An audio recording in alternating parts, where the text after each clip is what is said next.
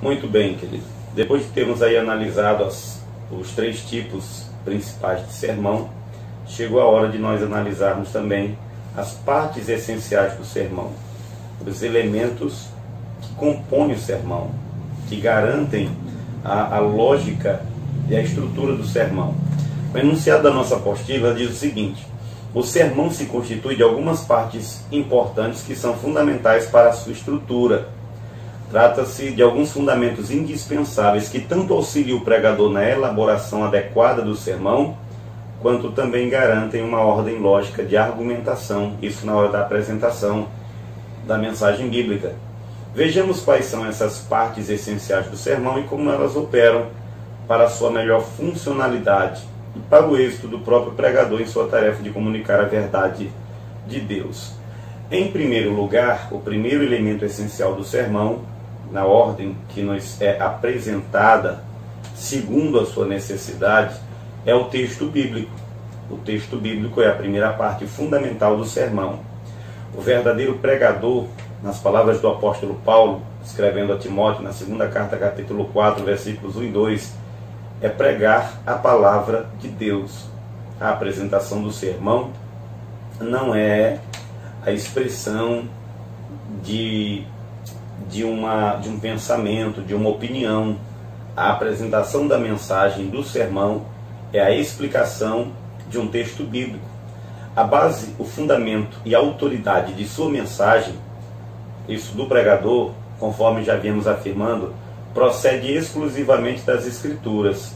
Por essa razão, o que o pregador leva para o púlpito é um texto bíblico, previamente escolhido, repetidamente lido e rigorosamente estudado, a partir do qual ele pretende entregar com todo fervor o seu sermão aos que se ajuntaram para ouvir.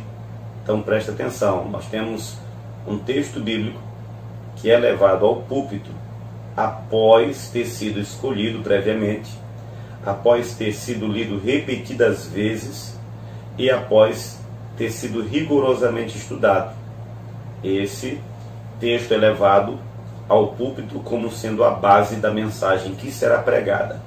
Destacamos aqui alguns cuidados especiais que o pregador deve ter em relação ao uso do texto, os quais são propostos por uma grande autoridade no assunto, que é o saudoso Grant Osborne. Grant Osborne, ele enumerou pelo menos 4 cuidados principais que nós precisamos adotar enquanto estivermos estudando o texto sobre o qual pretendemos pregar. Preste atenção.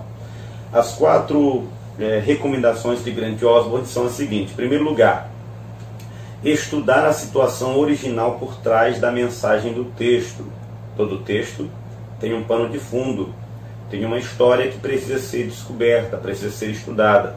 Isto diz respeito à realidade do autor, a sua motivação e propósito, bem como a condição daqueles a quem o autor estava escrevendo.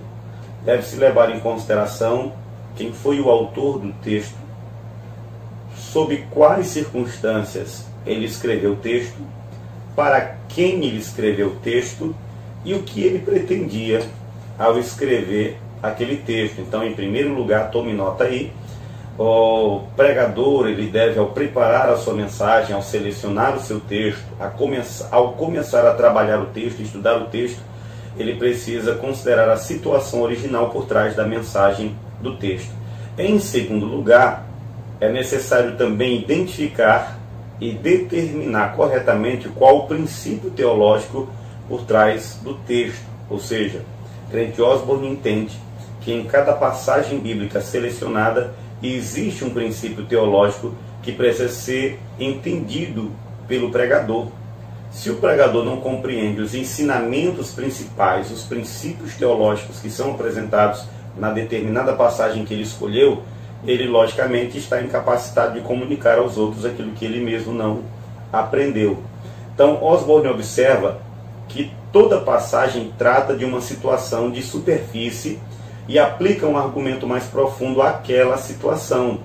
Os princípios teológicos contidos na passagem do texto é o que determinarão os rumos, bem como o conteúdo da explicação do texto, os princípios teológicos que estão contidos na passagem bíblica, depois de compreendidos pelo pregador, no momento do seu estudo, é o que irão determinar os rumos da explicação daquele determinado texto. Então esse é o segundo princípio.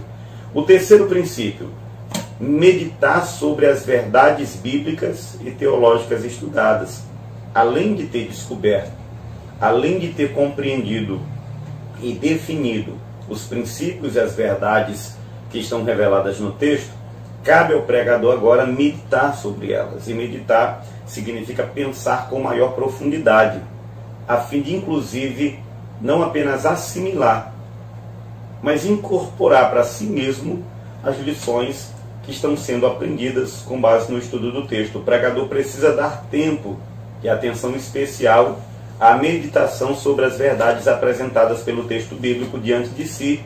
Isto porque nem sempre é fácil fazer uma relação e uma aplicação apropriada das verdades ou das lições aprendidas à situação atual de nossos ouvintes. Esse, com toda certeza, é um desafio diante do pregador contemporâneo.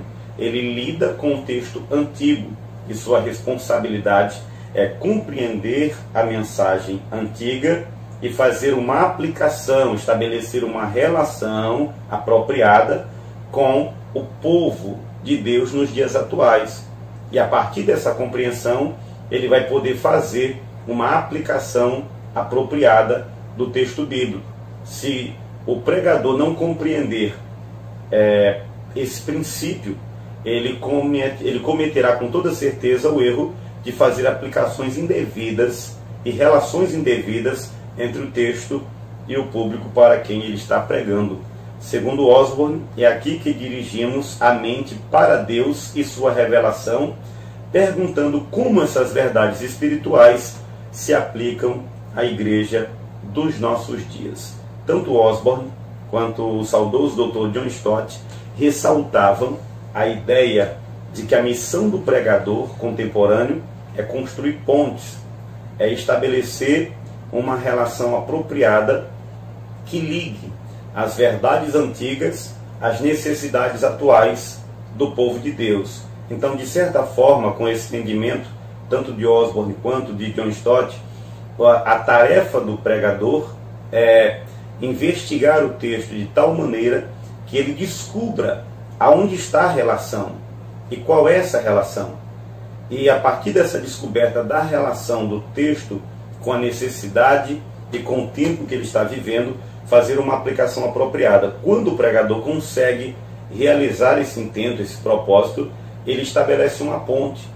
Ele liga aquilo que John Stott chamou de dois mundos, o mundo bíblico e o mundo contemporâneo, o povo antigo e o povo da atualidade. Então esse é o terceiro princípio que se deve levar em consideração, segundo Grant Osborne, quando se estuda o texto bíblico. Em quarto e último lugar, Grant Osborne ainda observa o seguinte, ele diz assim: devemos identificar agora os paralelos entre a situação original tratada pelo autor sagrado e as experiências contemporâneas do cristão e da igreja. Então, estes paralelos, porém, no entendimento de Osborne, devem ser genuínos e não forçados, ou seja, o pregador não deve se desesperar, não deve ficar extremamente envolvido com a ideia de que precisa estabelecer uma relação, se livrar dessa pressão. Ela deve surgir naturalmente, isso com as determinações do próprio texto bíblico. Porque se essa pressão dominar o pregador, ele corre o risco, inclusive, de enxergar relações onde elas de repente não existam. E a partir daí fazer aplicações que não são genuínas, não são legítimas, não são honestas do ponto de vista da Escritura. E com isso ele então começa literalmente a forçar a barra. E isso é inapropriado. Depois destas considerações importantes sobre o texto do sermão, nós temos agora o título ou o tema do sermão. Então vamos lá. Depois do texto bíblico é a vez do tema do sermão. Isto não se trata, porém, de uma ordem fixa e pode variar tanto no esboço do sermão quanto na ordem que procuramos seguir ao pregá-lo. Eu estou colocando nessa ordem texto e tema, porque inclusive é a ordem que eu costumo muitas vezes usar, mas isso não significa que esta é a única maneira de proceder ou estruturar. Não é uma regra inalterável de que após o texto bíblico já se tenha ou já se estabeleça ou já se enuncie, tanto no esboço quanto na hora de entregar a mensagem, o tema do sermão. Mas vamos considerar na ordem que eu coloquei aqui. Então vamos lá. Alguns pregadores preferem, na hora de pregar, anunciar o tema do sermão e em seguida fazer a leitura do texto bíblico, que se relaciona logicamente ao tema, enquanto outros não. A ordem desses fatores, porém, não altera o resultado, e em qualquer uma das duas situações o tema permanece sendo parte integrante e fundamental do sermão. É sempre bom que a mensagem que você vai transmitir aos outros seja inclusive resumida em uma sentença que nós chamamos de título ou tema do sermão. O título é uma sentença que identifica ou define a ideia central do texto bíblico do sermão, ou ainda resume o conteúdo e a proposta do sermão. Mais uma vez, agora citando John Brodos, Brodos diz que, com respeito ao tema do sermão, a relação entre o tema e o texto deve ser clara e inquestionável. Você não pode ter um texto bíblico que trate de um determinado assunto e enunciar um tema que não tenha nenhuma relação direta com o texto que você escolheu para transmitir a palavra de Deus. Então, é natural que se espere que o tema do sermão tenha uma relação apropriada com o texto em apreciação. Então, essa é a segunda parte, que é o título do sermão. Hans Ulrich Heifler, ele diz sobre o tema do sermão que este especifica o assunto sobre o qual o pregador irá falar. E ele também sugere um exemplo dizendo que se você prepara uma mensagem baseada em João 15, Evangelho de João, capítulo 15, do versículo 1 a 8, o assunto é a videira verdadeira, mas o título da mensagem será mais específico, como por exemplo, a vida frutífera do cristão, ou quem sabe como o cristão pode ter uma vida frutífera. Esses são temas possíveis, baseados no texto do Evangelho de João, no capítulo 1, versículo 8, segundo as observações aí do Hans Ulrich Heifler. Então, em segundo lugar, nós temos também agora, aliás, em terceiro lugar, depois do texto e da introdução, depois do texto e do título do sermão, vem a introdução do sermão. Esta é a terceira parte. E é importante, é uma parte importante do sermão, ou fundamental. Esse é um momento decisivo para todo o restante da comunicação do sermão, pois é aqui que o interesse dos ouvintes pode ser ganho ou perdido.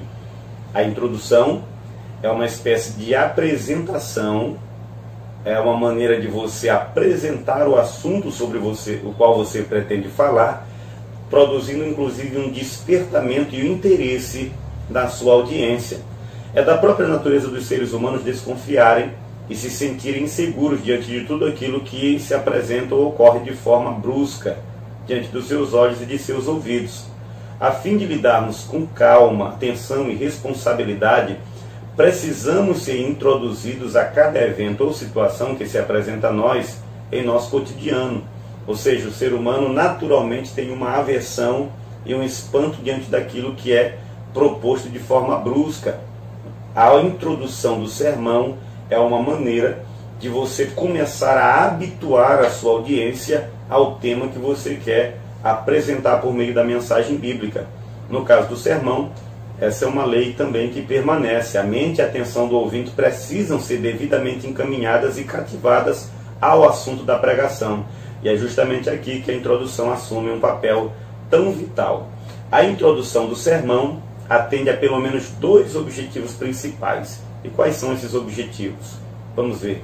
Em primeiro lugar, conforme acabamos de mencionar, a introdução do sermão oferece ao pregador o tempo e o espaço necessário para que este possa mostrar às pessoas o quão é importante o que ele tem para lhes dizer. É na introdução, é nesse momento de apresentação de sua mensagem que as pessoas vão ponderar sobre a seriedade e a importância do que você tem a dizer. É neste exato momento, enquanto você estiver introduzindo a sua mensagem, que as pessoas vão concluir, ou irão concluir: este pregador tem algo importante para me dizer, e ele vai redobrar a atenção. Ou então, ele vai concluir: esse assunto não é importante para mim, e vai se fechar ou perder o interesse pelo resto da fala do pregador. Em segundo lugar, a introdução também prepara o ouvinte, por assim dizermos, para compreender melhor o assunto sobre o qual pretendemos lhes falar. Um sermão sem uma introdução interessante e apropriada pode deixar o ouvinte aéreo e com a sensação de que perdeu alguma parte importante do sermão, mesmo estando ouvindo o pregador desde o começo. A não compreensão, a falta de entendimento apropriado nesse momento da apresentação do sermão pode fazer com que todo o restante da mensagem pregada seja comprometida no entendimento dos ouvintes. Daí se ressalta a necessidade e a importância de uma boa introdução na hora de apresentar o sermão ao povo de Deus. Em terceiro lugar, aliás, em quarto lugar, agora nós temos a proposição do sermão. E o que é a proposição do sermão? Também é essencial. É a proposta principal, a síntese, ou por assim dizer, na verdade, o miolo daquilo que se deseja comunicar. Alguns, inclusive, preferem chamar de tese do sermão, a tese do sermão ou a ideia central do sermão. Um certo escritor, ele diz o seguinte sobre o assunto, ele diz: a proposição central do sermão é o coração do texto, que o pregador precisa descobrir. Às vezes é chamada de outras formas, como também a mensagem do texto, a ênfase exclusiva do texto, o pivô do sermão e ainda também de a grande ideia do sermão. É a responsabilidade do pregador, ainda no estudo do texto, definir qual o cerne da mensagem que precisa ser proclamada, qual o centro da mensagem, qual a coisa mais importante a ser comunicada. E a percepção dessa ideia central do texto é o que vai reger a apresentação do sermão. É a grande ideia do sermão, é a ideia central do sermão, é a tese do sermão. Isso citando algumas das falas dos autores, conforme eu já coloquei aqui para vocês. Então, nós temos aqui a proposição do sermão, que é tão importante, é mais uma questão de percepção da ideia central da mensagem que você vai comunicar. Depois, após a proposição do sermão, nós temos ainda a discussão ou corpo do sermão, também chamado de desenvolvimento do sermão, a parte que nós costumamos considerar as divisões principais do sermão. Então vamos lá. Agora devemos analisar a parte da discussão ou corpo do sermão que compreende a parte das divisões principais que definem e sustentam a ordem e a lógica da argumentação propriamente dita do sermão. Mais uma vez, Hans Ulrich Heifler, por exemplo, ele afirma que a boa prédica é caracterizada pela unidade de pensamento, o tema, o esboço, as subdivisões, o descobrimento, isso da ideia central, as ilustrações e os exemplos. Eles devem refletir a unidade de pensamento do pregador. O texto não pode lidar com uma determinada situação. O tema não pode apresentar outra ideia. A introdução não pode falar de outro assunto. Precisa existir uma unidade, uma harmonia entre todas as partes do sermão. Ou seja, o tema do sermão tem uma relação direta com o texto. A introdução do sermão tem uma relação direta com o tema e o texto. A ideia central do sermão se relaciona, tem uma relação, inclusive influencia a introdução e o desenvolvimento do sermão. Então Heifler ele continua dizendo que deve haver unidade de pensamento quando se pensa sobre as divisões do sermão. Suas ideias não se desviam para lugar nenhum. Existe harmonia entre cada parte. Parece que o pregador tem um assunto só, apesar de seu esboço ter 3 pontos ou 4, mas apesar das divisões nos pontos do sermão, existe uma unidade do começo ao fim. As 3 divisões do sermão não são 3 sermões unificados, é apenas um sermão dividido em 3 partes. A harmonia, a ligação do pensamento deixa isso claro para quem ouve. Às vezes nós temos a impressão de que estamos ouvindo 3 ou 4 sermões em uma única pregação que nos é apresentada. Isto é porque o pregador mistura textos diferentes, com explicações diferentes, e ali ele acaba reunindo pelo menos 2, 3 ou 4 ideias, isso numa única pregação. Mas é responsabilidade do pregador fazer as divisões do seu esboço sem perder de vista a unidade de pensamento.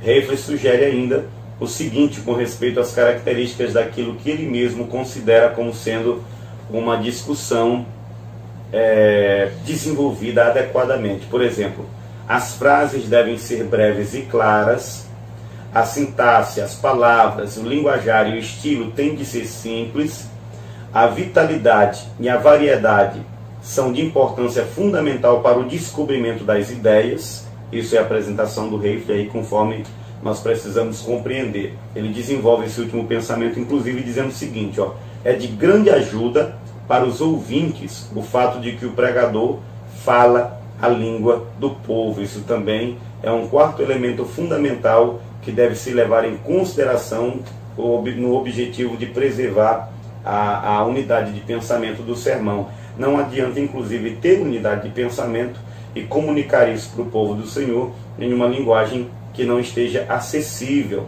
Reifler continua dizendo o seguinte ainda: aquilo que nós pregamos deve corresponder à verdade e tão somente à verdade. O pregador, logicamente, é alguém comprometido com Deus e com o testemunho de sua palavra, de sorte que ele preserva a unidade do seu pensamento, inclusive isto subordinado à grandeza da verdade divina.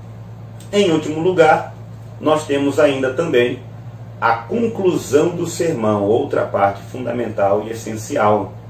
Se você vai apresentar uma mensagem bíblica, vai entregar uma mensagem bíblica ao povo do Senhor, mas isso não é fechado com uma conclusão apropriada, a impressão é de que você começou, mas não terminou a sua pregação. Então, considerando aqui o texto, aliás, chegamos à última parte essencial do sermão, que é a conclusão. A conclusão não significa apenas e meramente que o sermão chegou ao fim. Sua função, além, é claro, de trazer toda a argumentação anterior a um desfecho apropriado, também pretende colocar em xeque todas as verdades apresentadas até então, unindo-as em uma aplicação coerente e poderosa que convoca e desafia os ouvintes a uma reação correspondente ao que eles acabaram de ouvir. No dizer de Nelson Kirst, que escreveu o livro Rudimentos da Homilética, publicado em língua portuguesa pela editora Sinodal, pela Este e pela editora Sinodal, ele diz o seguinte: ele faz observações valiosas sobre a importância e o papel de uma boa conclusão para o êxito do sermão. Ele começa dizendo o seguinte: o final da prédica é mais do que um resumo ou uma recapitulação. Ele também tem a finalidade de apontar para a frente, para a vida, para a qual os ouvintes retornarão após o culto, que este observa, por exemplo, aquilo que é uma realidade importante a ser percebida por todos os pregadores quando chegarem o momento de concluir o seu sermão. Ele diz o seguinte: ao perceber que se aproximam as formulações finais, o pregador precisa ter isso em mente, que é a reação natural de seus ouvintes quando ele está chegando à conclusão do seu sermão. Preste atenção. Ao perceber que se aproxima a formulação final do sermão, o ouvinte presta mais atenção, de modo que nos enunciados últimos o pregador tem a chance de destacar mais uma vez, com ênfase, suas afirmações que foram feitas no início. É a oportunidade de enrolar a ponta do prego. Tendo apresentado verdades divinas a uma audiência, é no ato da conclusão que o ouvinte tende a redobrar a sua atenção mais uma vez, e dar ao pregador a oportunidade de reforçar as aplicações, as explicações e as aplicações que foram apresentadas até então. Eu usei aqui a expressão enrolar a ponta do prego, de consolidar a verdade que foi ensinada até aquele momento. Ele enumera ainda algumas atitudes do pregador a fim de apresentar uma boa conclusão em seu sermão. Em primeiro lugar, repetir como conclusão o tema e a disposição da prédica. Em segundo, resumir as afirmações principais de maneira diferente do que acontece na prédica, por exemplo, como outro texto breve e bem marcante das Escrituras, um texto deixado para o final, que tem uma relação com o texto que foi escolhido desde o princípio para o sermão e que vai reforçar a ideia do que já foi explicado sobre o texto do sermão. Em terceiro lugar, trazer uma última ilustração para explicar resumidamente o que antes fora dito de modo mais exaustivo. E por último, também retomar uma ideia da introdução, dando uma moldura ao todo. Isso são dicas apresentadas aí pelo Nelson Kirst, a fim de orientar pregadores a aprenderem a elaborar uma conclusão que seja mais efetiva para o fechamento do sermão.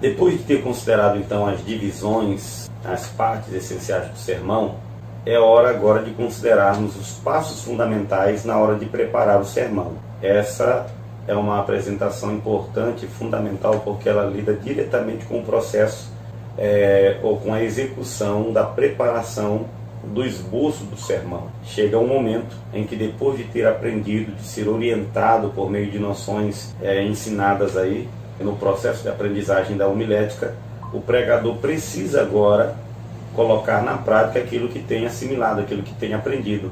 Chega a hora de preparar o seu sermão. E isso quase nunca é uma tarefa fácil para a maioria dos pregadores, especialmente quando se trata de pregadores leigos ou iniciantes em matéria de pregação. Quando não se tem o hábito, quando não se tem ainda o costume, quando não se lida ainda com frequência com esse tipo de tarefa. Eu lembro de uma frase interessante, lida ainda na minha infância, marcou meu pensamento, ficou gravada em minha mente. A frase de um quadro de parede dizia que o preço da perfeição é a prática constante. Então, você não deve ser exigente demais consigo mesmo se você ainda está dando os primeiros passos no ministério da pregação, no ministério da palavra. É natural que, como um processo de aprendizagem, você precise progredir, precise crescer, precise avançar. Então, para falar a verdade, o processo de preparação de um sermão nunca é tarefa fácil, nem mesmo para pregadores mais experientes.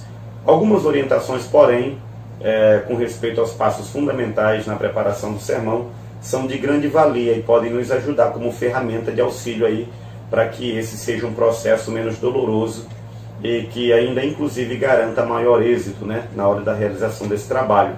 A fórmula quanto a isso pode também variar algumas vezes, inclusive o próprio pregador, com o tempo, ele vai se habituando, descobrindo, como eu diria, aquilo que facilita inclusive o seu serviço, seu trabalho na hora de formular o seu sermão. Contudo, existem algumas considerações importantes, alguns pontos importantes na realização desse processo, que eles são inalteráveis, eles não podem ser, como eu diria, negligenciados. O primeiro deles, que eu considero que aparece em todos os manuais sérios de homilética e que é ensinado por todos os pregadores, todos os professores sérios da área de homilética, é a oração. Algumas pessoas podem desconsiderar isso como uma exigência fundamental, mas eu particularmente defendo a ideia e apresento aqui na minha aula que a oração, ela inclusive deve ter a primazia no processo de preparação do sermão. Você pode de repente imaginar que a primeira coisa que um pregador deve fazer quando ele decide preparar um sermão é escolher o texto, começar a trabalhar imediatamente o processo de divisão do texto, mas eu considero que a mente do pregador precisa ser refrescada com os ventos da revelação divina, com os ares, ou a brisa da revelação divina. Todos nós sabemos que o pregador, ele não é um mero mensageiro, um simples mensageiro da palavra. Ele não é apenas um garoto de recado do testemunho das Escrituras para o povo do Senhor. Ele é, antes de tudo, um homem de Deus, uma mulher de Deus, que cultiva um relacionamento com Deus, que tem um relacionamento com Deus. Ele é alguém que fala com Deus na oração. Ele cultiva o seu relacionamento com Deus por meio da oração. E a oração, então, oferece a base da preparação do sermão para o pregador sério das Escrituras. Lembre-se bem, eu estou mencionando aqui do pregador sério e comprometido com as Escrituras. Quem inspirou a palavra de Deus foi o próprio Espírito de Deus. O pregador teme, o pregador sério teme ser infiel com a palavra. Ele vai pesquisar, logicamente, usar recursos como concordâncias, como comentários, mas ele sabe que quem traz à luz as lições profundas do texto bíblico é, logicamente, aquele que ilumina o nosso entendimento, aquele que tem o papel de nos guiar em toda a verdade, o Espírito de Deus. E isso muitas vezes vai acontecer no momento da oração. Nós não podemos negligenciar esse ponto importante. Então é fundamental que o pregador sério das Escrituras, no ato da elaboração de sua mensagem, ele comece orando. Em primeiro lugar, nenhum pregador comprometido irá ignorar sua necessidade de oração, a fim de preparar a alma para a tarefa da elaboração do sermão. Preparar a alma. Glória a Deus por isso, para a tarefa de elaboração do sermão. O pregador consciente sabe perfeitamente que muitos são os planos e as ideias do coração do homem, mas que a resposta certa, ela sempre procede do Senhor, conforme Provérbios capítulo 16, versículo 1. Então, precisamos permanecer dependentes e sensíveis à direção do Espírito Santo. É Ele quem nos guia, conforme eu já disse, em toda a verdade, e é Ele quem ilumina o nosso entendimento a fim de compreendermos as coisas do Senhor. Orar pedindo direção e iluminação no processo de preparação do sermão é sempre uma necessidade pungente na vida daqueles que desejam pregar e agradar a Deus. Um pregador que leva a sério a obra da pregação certamente dedicará tempo à disciplina na oração. Talvez você se lembre do fato de que Pedro, Tiago, João, os demais discípulos, quando foram confrontados com a necessidade de organizar as mesas, e isso está registrado em Atos, capítulo de número 6, no conflito, que exigiu a necessidade, uma medida da escolha de alguns diáconos que servissem à mesa, a resposta de Pedro e dos demais apóstolos foi de que eles constituiriam homens cheios do Espírito Santo para lidar com aquelas tarefas, mas eles, porém, iriam se dedicar à oração e ao ministério da palavra. Eu acredito, inclusive, que não seja mera casualidade o fato de que Pedro diz que, em primeiro lugar, eles se dedicariam à oração e, em seguida, ao ministério da palavra. Então, guarde isso, é importante. Na hora de elaborar o sermão, comece com oração.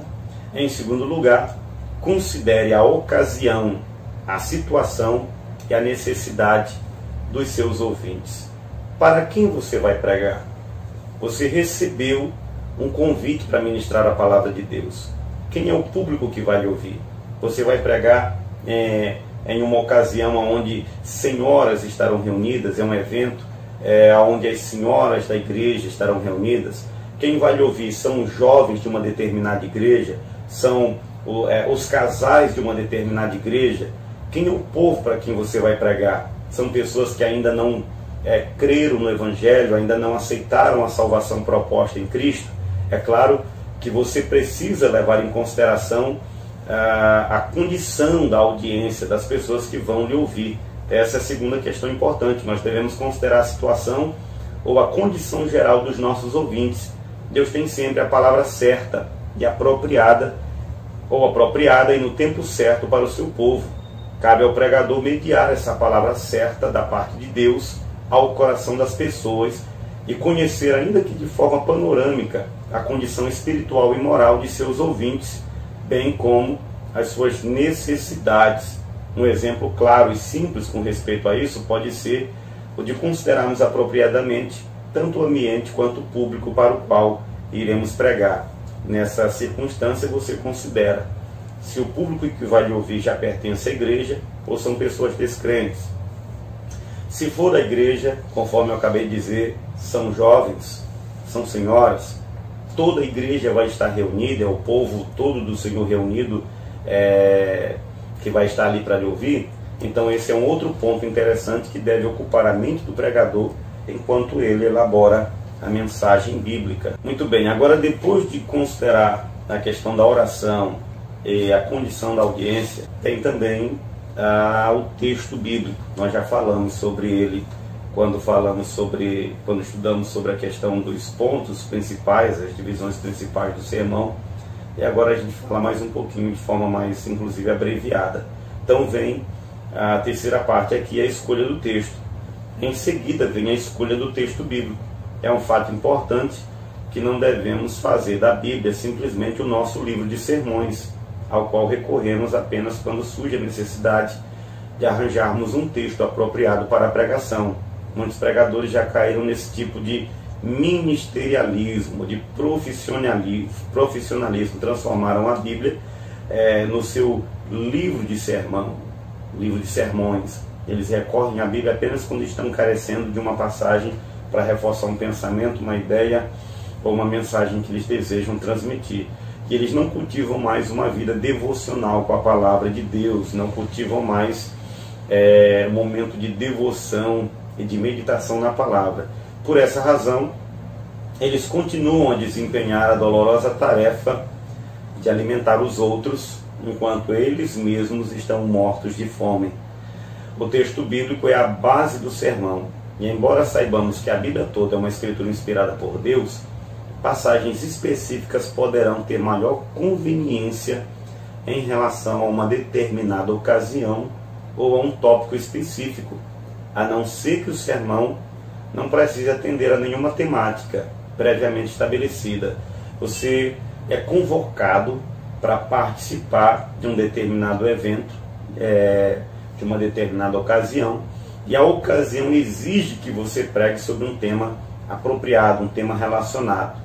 Se isso acontecer, é lógico que você vai buscar nas Escrituras uma passagem bíblica que tenha uma relação com a ocasião.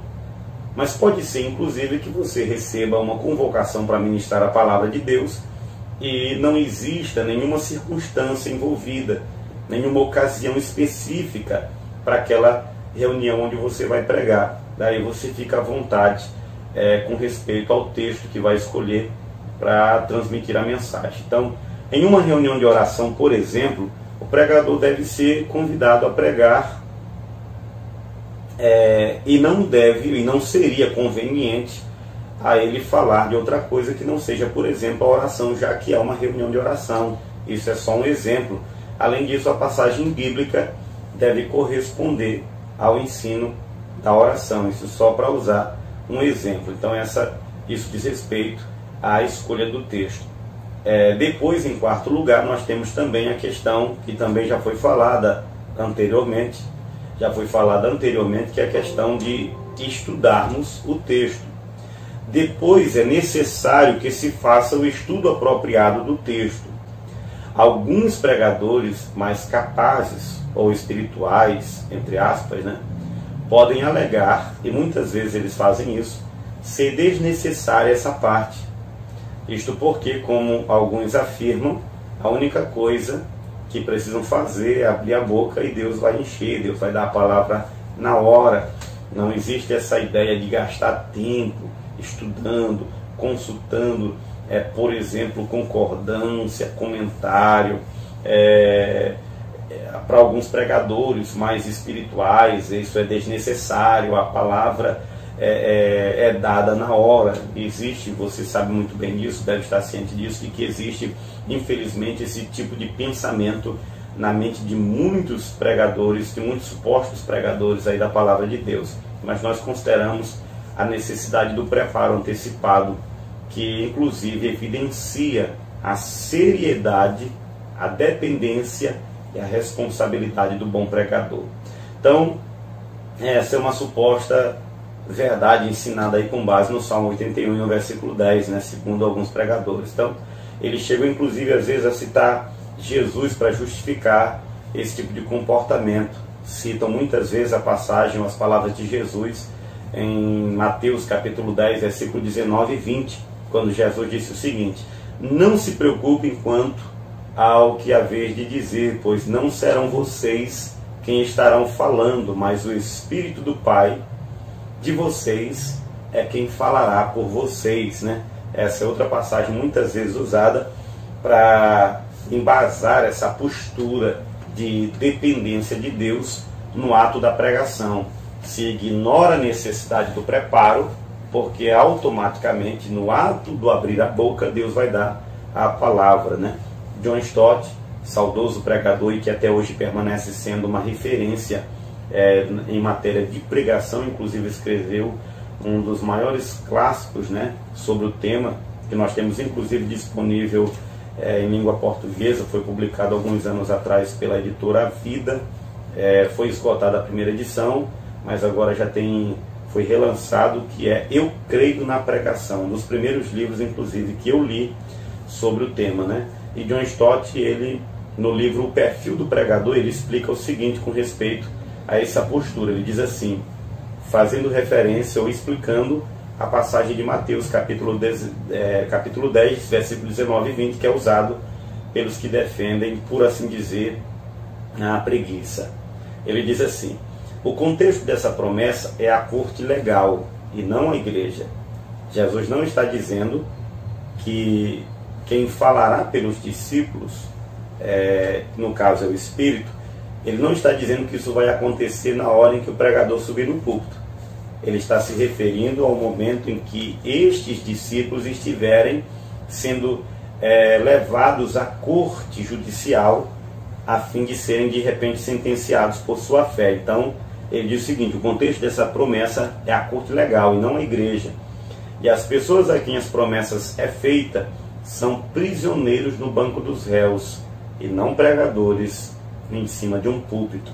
Que coisa interessante. O fato, no entanto, é que o texto bíblico precisa ser estudado.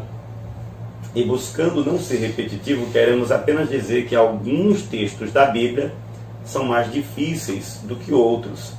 E a compreensão que buscamos exige uma meditação mais demorada e profunda, além de uma busca por informações extras, como é o caso do estudo do contexto histórico, cultural, geográfico e afins aí, ferramentas que auxiliam o pregador nesse processo. Depois vem a preparação de um esboço. No preparo da mensagem bíblica, chega a hora agora da organização de um esboço. Essa é a última parte. Agora é preciso elaborar o esboço do sermão. Mais uma vez, algumas pessoas podem considerar desnecessária essa prática, por acharem que um bom pregador realmente depende do Espírito Santo em sua pregação e não precisará ler o seu sermão. De fato, se pelo hábito ou por uma habilidade natural da memória o pregador conseguir memorizar o seu sermão, isto seria ainda melhor. Ou seja, se por uma capacidade da memória o pregador tiver condições de não necessitar de um esboço previamente elaborado, anotado, isso tem a ver com a capacidade natural, com essa vantagem, né, que ele tem. Mas nem todas as pessoas são assim, inclusive aqueles que estão iniciando, né, no ministério da palavra, porque tem inclusive o agravante do nervosismo, e todos nós sabemos que no momento de nervosismo é natural que a mente ela comece a falhar, ela tenha dificuldade de se recordar de informações que foram assimiladas, foram guardadas anteriormente. Então, às vezes não é uma questão de não saber, é uma questão de estar diante de um público, de reagir naturalmente com uma certa dose de nervosismo e de ter dificuldade de se recordar daquilo que você já sabe. Então a preparação do esboço ele vai atender a essa necessidade.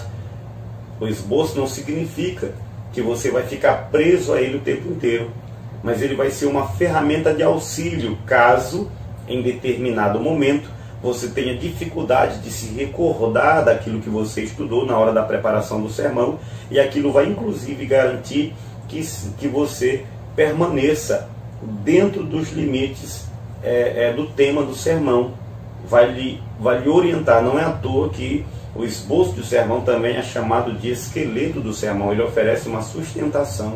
Eu costumo dizer que a carne do sermão, a argumentação mais profunda na hora da prática, da entrega do sermão, ela ocorre com a inspiração, logicamente, do Espírito Santo, mas o pregador vem previamente preparado, com o seu sermão elaborado, e no ato da entrega do sermão, ele conta com a parceria gloriosa do Espírito Santo, que abençoa o pregador e que honra o esforço e o estudo do mensageiro de Deus, dando a ele uma revelação ainda maior, muitas vezes mais profunda, do que aquilo que foi percebido no ato do estudo do sermão. Então, preste atenção.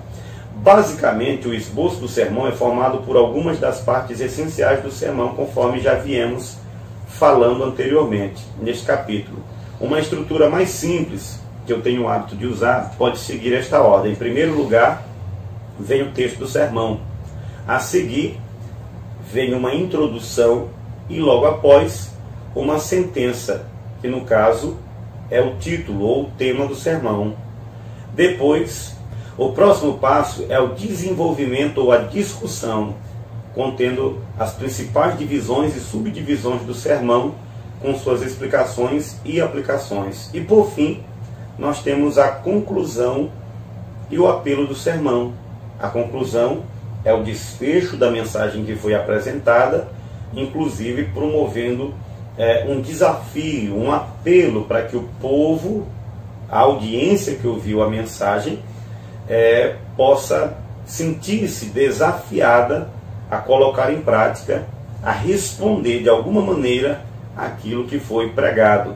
Então, uma representação simples dessa estrutura em um sermão, por exemplo, com 3 divisões principais e com 2 subdivisões, segue essa ordem: um texto, uma introdução, um tema, vem o corpo do sermão, com a primeira divisão, com suas divisões, caso haja, né? Isso inclusive depende do tipo de sermão que você está pregando. Pode ser que você esteja pregando um sermão tópico ou temático, pode ser que o seu sermão seja um sermão expositivo, e independente então dessa situação, ou dependendo dessa situação, isso vai inclusive determinar a estrutura do sermão. Mas o fato, como eu acabei de dizer, que eu prefiro usar um texto, uma introdução, um tema, um desenvolvimento com as divisões, subdivisões, explicações e aplicações, e a conclusão do sermão com um apelo. Então, existe logicamente muito mais informações que você precisa consultar nos grandes manuais de homilética. Há muita literatura de qualidade, há muitos livros excelentes. Você tem, por exemplo, aí clássicos como Eu Creio na Pregação de John Stott. Você tem disponível em língua portuguesa Pregação e Pregadores do célebre Martyn Lloyd-Jones, David Martyn Lloyd-Jones. Você tem sobre a preparação e a entrega de sermões de John Broadus. Você tem outras ferramentas importantes disponíveis aí, com toda certeza, em língua portuguesa, em que você fará muito bem em adquirir e em consultar detidamente, com calma, estudando, porque com toda certeza isso vai promover um bem no seu ministério de pregação. Isso vai lhe auxiliar e vai lhe melhorar bastante. Eu quero encerrar essa apresentação de pontos essenciais aqui da homilética para você, dizendo o quanto é importante o estudo dessa matéria, o estudo apropriado dessa matéria. Eu lembro de uma expressão usada por Salomão no capítulo 10 de Eclesiastes. Ele diz que quando o fio do machado perde o corte, é necessário mais força, aplicar mais força para conseguir derrubar a árvore. Então, eu olho para esse texto bíblico e vejo que há muitas vezes na falta das informações adequadas, né, que auxiliam o pregador cristão, esse tem se esforçado muito e obtido pouco resultado no seu ministério da pregação.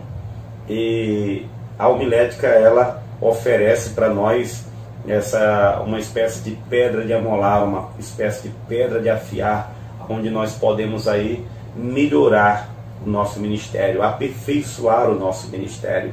O grande estadista norte-americano, ex-presidente norte-americano Abraham Lincoln, ele dizia o seguinte, que se lhe fosse dado 8 horas para derrubar uma árvore, ele gastaria 6 horas afiando o seu machado. Então, continue. Isso aqui não é uma apresentação completa, isso aqui é uma apresentação introdutória.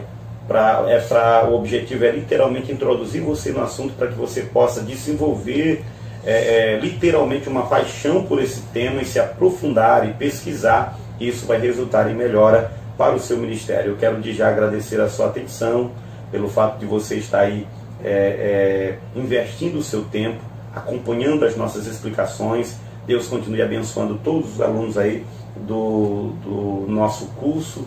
Que Deus continue abençoando a sua vida. Deus continue nos guardando. Até a próxima disciplina, se Deus quiser.